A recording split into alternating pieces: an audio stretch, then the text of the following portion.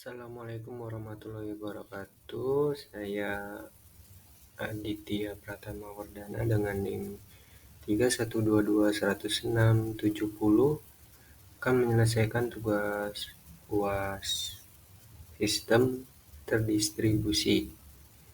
Baik, saya akan mengambil tema di sini adalah konsep dasar sistem terdistribusi dalam aplikasi berbasis web. Kemudian di sini ada 4 poin. Yang pertama ada definisi sistem terdistribusi, karakteristik sistem terdistribusi, arsitektur sistem terdistribusi, dan contoh kasus. Nah, di sini ada definisi sistem terdistribusi.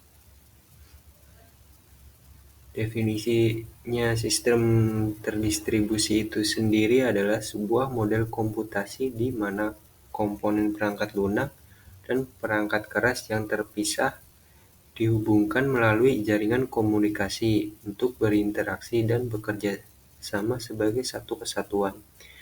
Sistem ini bertujuan untuk menyediakan layanan atau menyelesaikan tugas tertentu dengan memanfaatkan sumber daya yang terdistribusi secara geografis. Di sini ada contoh sistem terdistribusi. Yang pertama itu ada sistem basis data terdistribusi. Contohnya yaitu Google Spanner. Google Spanner ini adalah sistem basis data terdistribusi yang dikelola sepenuhnya oleh Google. Spanner mendukung transaksi global dan konsistensi kuat dengan menggunakan teknik seperti true time untuk menyinkronkan waktu di antara server yang tersebar di seluruh dunia. Yang kedua ada Apache Cassandra. Ini adalah sistem basis data open source yang dirancang untuk menangani data dalam jumlah besar di berbagai pusat data dan menyediakan ketersediaan tinggi tanpa titik kegagalan tunggal. Yang kedua ada sistem file terdistribusi. Contohnya yaitu Hadoop Distribute File System atau disingkat dengan HDFS dan Google File System. Di sini keduanya itu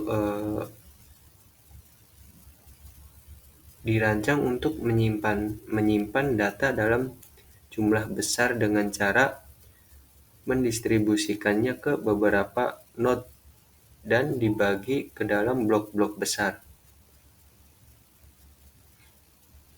Yang ketiga yaitu ada komputasi awan atau cloud computing. Contohnya yaitu Amazon Web Service, Microsoft Azure, Google Cloud Platform. Di sini semua contoh ini bertujuan untuk menyediakan berbagai layanan komputasi, penyimpanan, dan jaringan yang tersebar di pusat data di seluruh dunia. Kemudian ada karakteristik sistem terdistribusi. Di sini ada 5 poin. Yang pertama itu desentralisasi. Nah, desentralisasi itu sendiri sistem terdistribusi yang tidak memiliki satu titik pusat kontrol atau pemrosesan. Sebaliknya, tugas dan data distribusi di antara berbagai node atau komputer dalam jaringan. Contohnya yaitu dalam sistem file seperti Hadoop Distribute File System, data disimpan di berbagai node dan tidak ada satu server yang mengendalikan semua data. Kemudian ada transparansi. Transparansi dalam sistem terdistribusi berarti sistem tersebut menyembunyikan kompleksitas internal dari pengguna dan pengembang. Nah, di sini ada beberapa jenis transparan. Yang pertama transparansi lokal, transparansi migrasi, transparansi replikasi, transparansi kegagalan. Kemudian ada keandalan. Keandalan itu sendiri adalah berfungsi untuk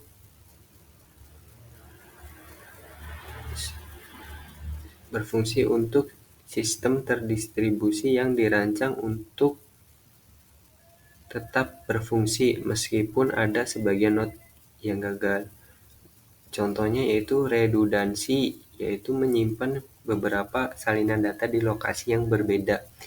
Yang kedua ada failover. Sini otomatis beralih ke node cadangan jika node utama gagal.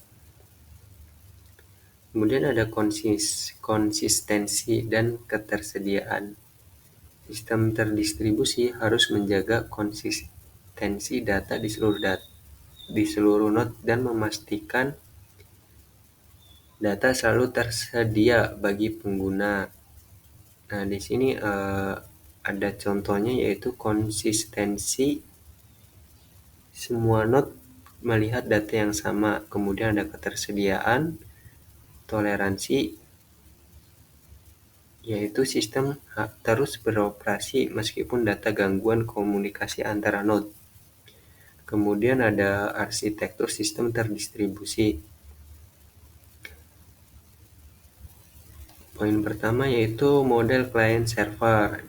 Dalam arsitektur ini, aplikasi terdiri dari dua komponen utama, yaitu client dan server. Client mengirimkan permintaan layanan ke server dan server merespon dengan menyediakan layanan atau data yang diminta. Di sini ada dua contoh, yaitu yang pertama web server, yaitu web server yang digunakan untuk mengirim permintaan HTTP ke web server untuk halaman web. Sedangkan database yaitu untuk mengirim SQL ke database server untuk mengakses atau memodifikasi data. Yang kedua ada model peer-to-peer.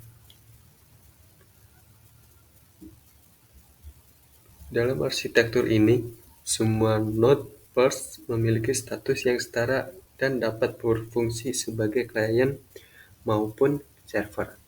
Di sini ada dua contoh, yaitu BitTorrent untuk file unduh dari banyak pers yang memiliki potongan file yang sama.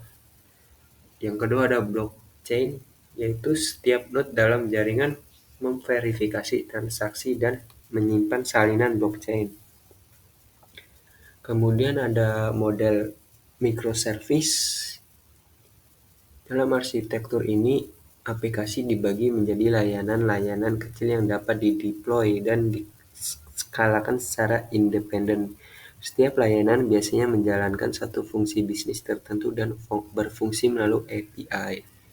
Nah, contohnya yaitu aplikasi e-commerce, layanan terpisah untuk manajemen produk, pembayaran, pengelolaan, penggunaan, dan pemesanan. Kemudian ada Netflix, menggunakan microservice untuk layanan streaming, rekomendasi, manajemen akun, dan lain-lain. Kemudian ada model arsitektur layanan atau Service Oriented Architecture atau yang disingkat SOA. SOA sendiri yaitu pendekatan di mana aplikasi dibangun dengan mengintegrasikan layanan-layanan yang dapat digunakan ulang, yang disediakan melalui jaringan. Layanan ini berkomunikasi melalui protokol standar seperti HTTP, SOAP, atau REST.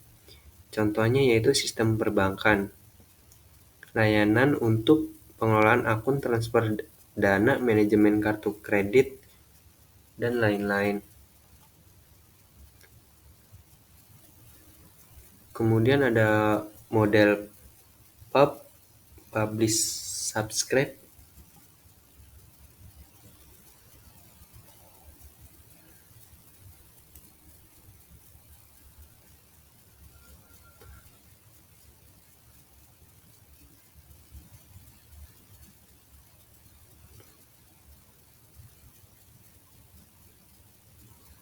Nah, dalam arsitektur ini mengirim pesan publisher tidak mengirim pesan langsung ke penerima atau subscriber, tetapi ke saluran atau topik tertentu. Contohnya yaitu sistem notifikasi, layanan yang mengirim notifikasi ke aplikasi klien berdasarkan topik yang diminati. Kemudian ada event streaming. Kafka digunakan untuk memproses aliran data real-time dengan publisher dan subscriber. Kemudian yang terakhir ada model hybrid. Model hybrid ini sistem kombinasi beberapa arsitektur di atas untuk memanfaatkan kelebihan masing-masing, misalnya menggunakan microservice untuk layanan tertentu dalam model client-server. Contohnya yaitu aplikasi web modern menggunakan model client-server untuk integrasi pengguna, microservice untuk back-end, dan PubSub untuk notifikasi real-time.